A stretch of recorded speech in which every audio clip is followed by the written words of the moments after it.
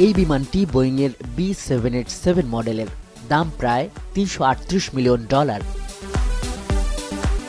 আর এটি এয়ারবাসের word body A350-900, দাম প্রায় $317 মিলিয়ন। কার্যত হাজার হাজার কোটি টাকার উড়োজাহাজ কেনাবেচা নিয়েই ঢাকাকে ঘিরে এক ধরনের কূটনৈতিক প্রতিযোগিতা চলছে ইউরোপীয় ইউনিয়ন আর মার্কিন যুক্তরাষ্ট্রের মধ্যে। এটা ঠিক, বিমান বাংলাদেশ এয়ারলাইন্সের বহরে এখন কোনো এয়ারবাস নেই। যে 19টি উড়োজাহাজ রয়েছে তার 14টি বোয়িংয়ের। বিমানের বহরের জন্য নতুন কেনা উড়োজাহাজগুলো এয়ারবাস হোক চাইছে ইউরোপীয় ইউনিয়ন। তাদের যুক্তি, ইউরোপ বাংলাদেশের বড় রপ্তানি বাজার, আবার $17.5 বিলিয়ন বাণিজ্য ঘাটতিও রয়েছে বাংলাদেশের সঙ্গে। কিন্তু এর বিপরীতে মার্কিন যুক্তরাষ্ট্রেরও আছে শক্তিশালী অবস্থান। গেল এপ্রিলে দেশটির প্রেসিডেন্ট ডোনাল্ড ট্রাম্প শুল্ক আরোপের পর বাংলাদেশ সরকারের উপর চাপ বাড়ে যুক্তরাষ্ট্রের সঙ্গে বাণিজ্য ঘাটতি কমানোর।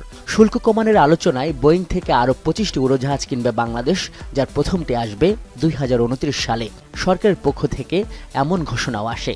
বাণিজ্য প্রতিশ্রুতি যখন এই পর্যায়ে, তখন ঢাকায় নিযুক্ত জার্মান রাষ্ট্রদূতের কাছে প্রশ্ন ছিল, এয়ারবাস থেকে উড়োজাহাজ কেনার যে অনিশ্চয়তা, তা ইউরোপীয় ইউনিয়নের সঙ্গে সম্পর্কে প্রভাব ফেলবে কি? As in personal life or in business life, each decisions we take have also some consequences for the general mood of the atmosphere. So,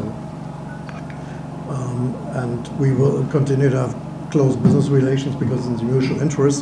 But if you ask me, would it have consequences, or would it have some impact? Consequences, perhaps it's too strong to say, but would it have some impact? Yes, it would.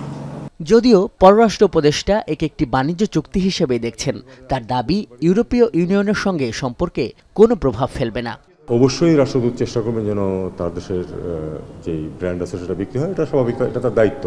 আমি মনে করি যে তিনি তার দায়িত্ব পালন করেছেন, কিন্তু এটা আমি একেবারেই মনে করি না যে একটা কমার্শিয়াল ডিল যেটাতে বাংলাদেশের যেই পরিস্থিতি এবং আমাদের যেই ফ্লিট সাইজ, তাতে করে আমাদের জন্য কোনটা সুবিধা হবে সেটা আমাদের বিশেষজ্ঞরা ঠিক করবে। বিমানের বহরে বৈচিত্র্য আনতে বোয়িংয়ের বাইরে এয়ারবাস থেকেও উড়োজাহাজ কেনার পক্ষে এভিয়েশন বিশেষজ্ঞরা।